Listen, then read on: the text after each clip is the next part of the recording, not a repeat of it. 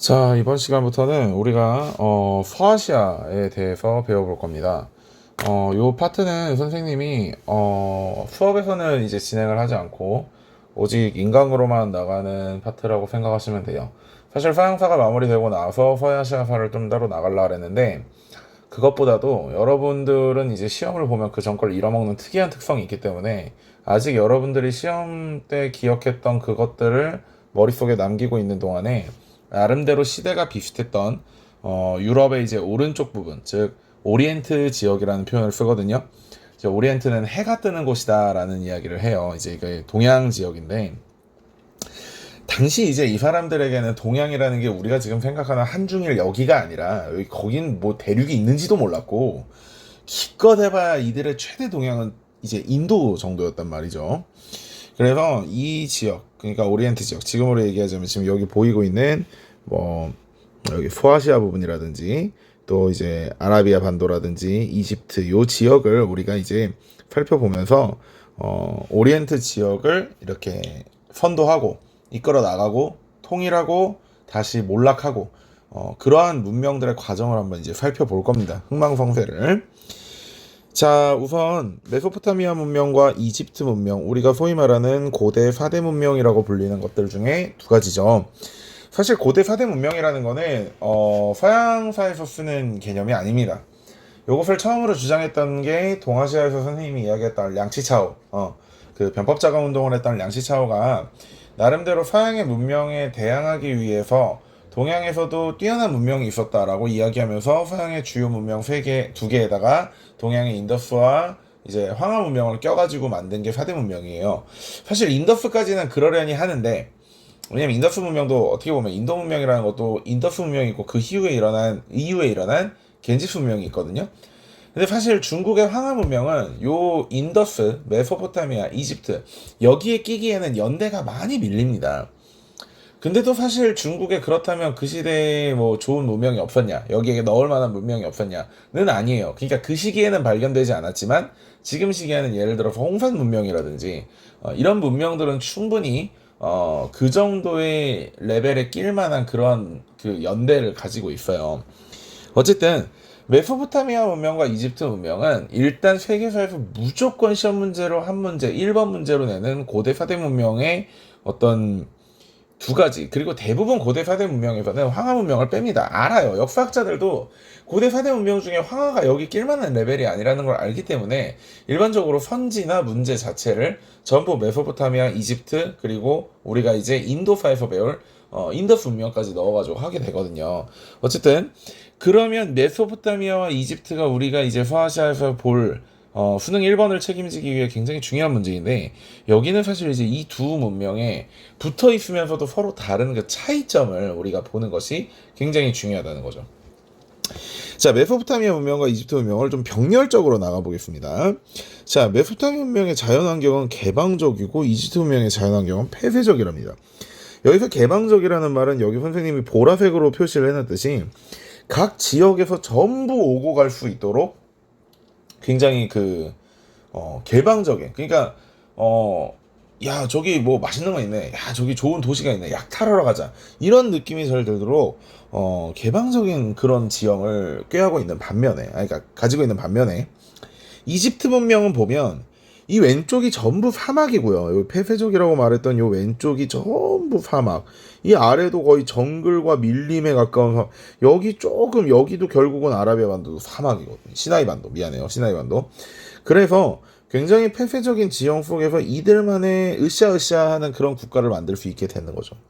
게다가 메소포타미아라는 말 자체가 두 강 사이에, 그래서 티그리스와 유프라테스 강 사이에 있다라는 뜻인데, 이 티그리스 유프라테스 강은 가끔씩 이제 홍수가 나가지고 넘치는데 이게 진짜 줏대가 없이 넘칩니다. 그냥 지 꼴릴 때 넘쳐요.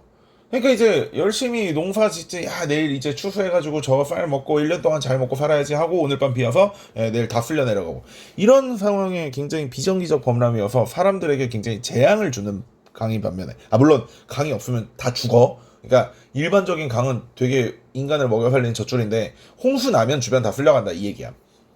근데 반대로 나일강은 정기적으로 굉장히 이렇게 그 딱 범람하는 시점이 딱 정해져 있습니다.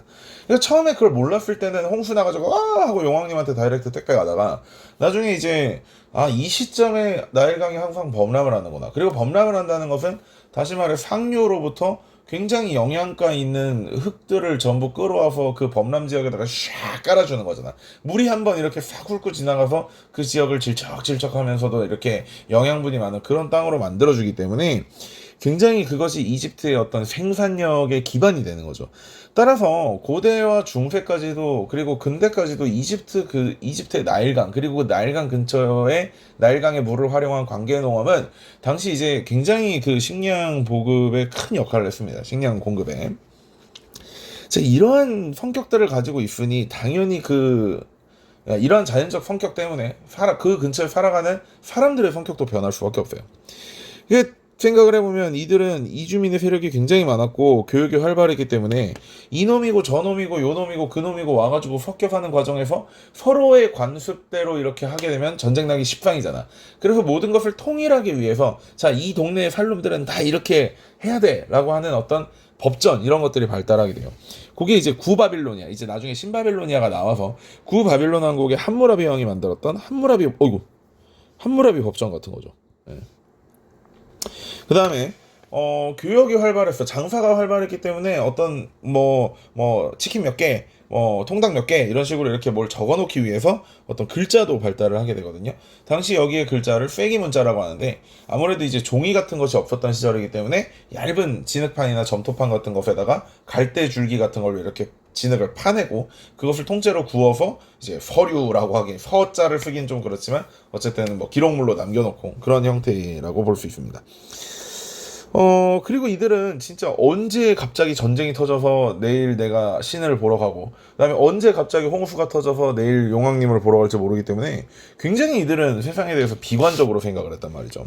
따라서 이들은 지금 미래 세계가 아니라 현실의 세계가 굉장히 중요하다고 생각을 했고, 현실에서 여러 신들을 모시는, 그러니까 전쟁 안 나게 해주세요, 전쟁 이기게 해주세요, 농사 잘 짓게 해주세요, 홍수 안 나게 해주세요, 이런 형태로 현세에서 복을 바라는 굉장히 많은 신들을 믿는 현세적 다신교의 성격을 띠고 있었습니다.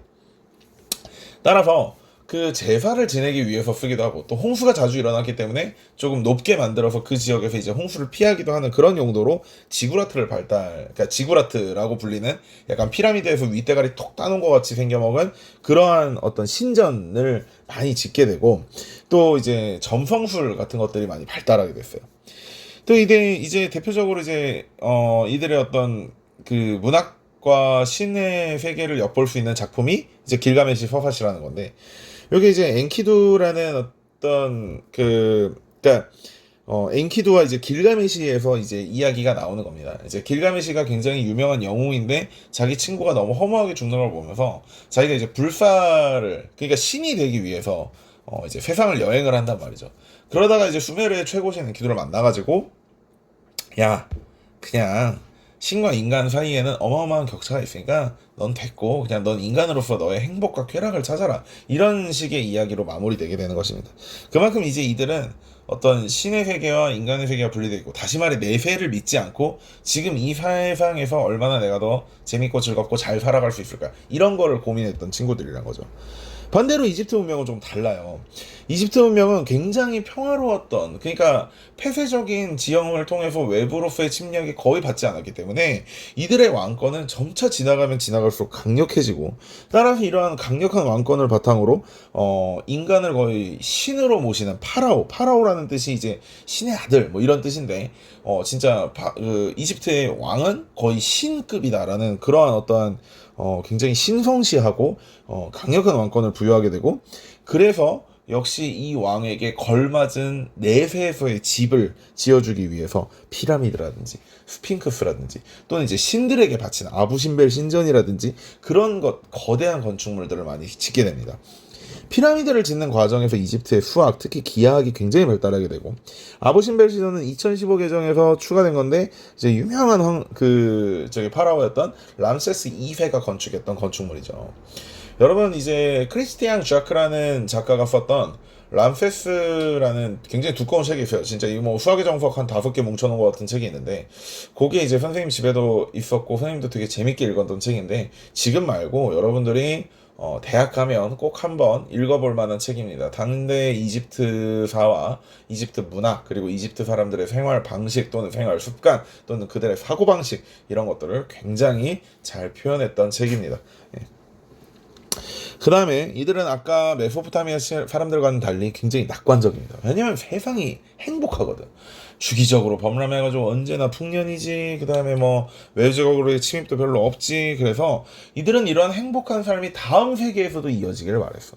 따라서 이들 역시 여러 신을 모시는 건 같았지만 이러한 행복한 삶을 우리 내세에서도 할 수 있게 해주세요 라고 해서 내세적 다신교라는 이야기를 쓰게 됩니다. 그리고 이제 이 죽음에서 심판을 받아서 내세로 가는 것을 굉장히 중요시했기 때문에 어떤 오시리스 신화, 오시리스가 이제 죽음의 신이거든요. 오시리스의 신화라든지 또 이제 내세의 내 새로운 육신을 위해서 미라를 만든다든지 또 그 오시리스 신 앞에 가서 내가 어떤 방식으로 심판을 받는 그런 걸 준비하는 과정이 기록되어 있는 뭐 사자의 서라든지 이런 것들이 많이 발달하게 된다는 거죠. 또 이들은 메소포타미아와는 달리 쐐기판의 점토에다가 쐐기 문자를 쓰는 게 아니라 파피루스라고 해서 약간 이제 식물의 갈대줄기 비슷한 걸 이용해가지고 종이와 비슷한 파피루스지라는 것을 만들어서 거기에다가 문자를 기록했다라고 생각하시면 되고요. 자, 그 다음에 오른쪽 표에 있는 걸 보면 여기서는 아무래도 점성술이 발달했기 때문에 60진법과 달력도 태음력을 사용하게 되고 글자는 방금 얘기했듯이 쐐기 문자를 사용하게 되지만 반대로 이집트 문명은 굉장히 내세고 밝은 분위기였기 때문에 10진법 그리고 태양력 그 다음에 그림 문자를 이제 쓰게 됩니다. 그림 문자는 다른 말로 상형 문자라고도 하고요. 요거는 좀 적어줄게요.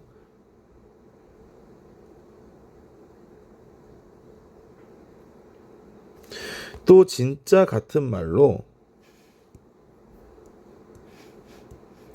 완전히 원어로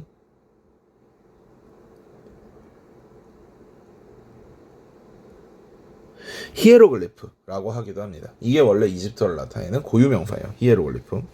왜 이렇게 글씨가 병신? 몰라. 자, 그러면 이제 지중해 연안에는 어떤 국가들이 있었냐? 여기 선생님이 오른쪽에 지도를 갖다 놨네. 뭐 히타이트라든지 페니키아, 보라색, 헤브라이, 이제 보라색을 포함한 이제 그 주황색 이런 국가들이 있었어요.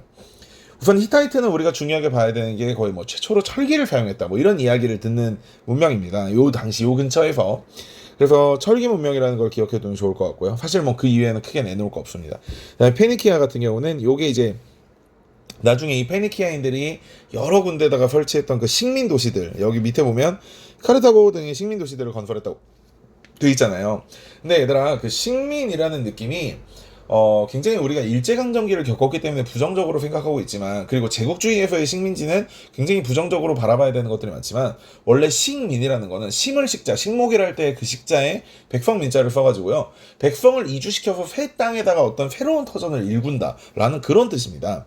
따라서 이들이 무언가 뭐 동네방네 쳐들어가지고 식민지를 만들었다 이게 아니라 이들은 이제 배를 타고 나서 여러 군데에다가 이주를 해가지고 그 지역을 개척하고 새로운 도시들을 만들었다 이렇게 이해하면 될 것 같고요. 이들은 글자 하나가 하나의 뜻을 가지고 있는 표의문자가 아니라 글자 하나가 음만을 가지고 있고 그 음을 조합하여 문자, 단어, 문장을 만들게 되는 표문자를 사용하게 됐고 이것이 이제 그리스로 전파된 다음에 알파벳의 기원이 된다는 거죠. 마지막으로 헤브라이는 성경에서 말하고 있는 히브리 민족을 이야기하고 있는 겁니다.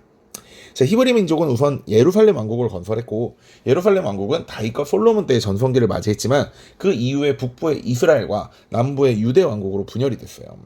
이제 이들은 이 근처에 웬만한 인간들이 전부 다 다신교를 믿고 있었는데 이들만은 유일하게 신은 하나뿐이다. 전지전능한 신이 하나만 계시다. 라고 해서 유일신 사상을 강조했고 이들로서 촉발된 문화를 우리는 헤브라이즘이라고 이야기를 합니다. 사실 우리가 이미 기존의 그리스 로마 사이에 알렉산더로부터 이야기했던 헬레니즘이라고 말하는 그 문화와 그 다음에 이 히브리 민족이 만들었던 헤브라이즘이라고 하는 이 문화가 우리가 알고 있는 어떤 유럽 문명의 가장 크고 거대한 두 뿌리가 됩니다. 이 헬레니즘이라는 문화에서 그리스 로마 신화가 나왔고 헤브라이즘이라는 문명에서 기독교가 나왔기 때문에 당대 지금 가장 큰 유럽에 영향을 미친 종교 두 가지가 이 근처에서 이 영역에서 나왔다는 것이죠. 자, 그 이후에 오리엔트 이후의 통일 왕조들을 한번 살펴보겠습니다. 오리엔트 지역은요, 우리가 여러분들이 배운 말로 하면 사실 비잔틴 제국이라든지 뭐 오스만 제국이라든지 이 지역을 통틀어서 표현하는 말입니다.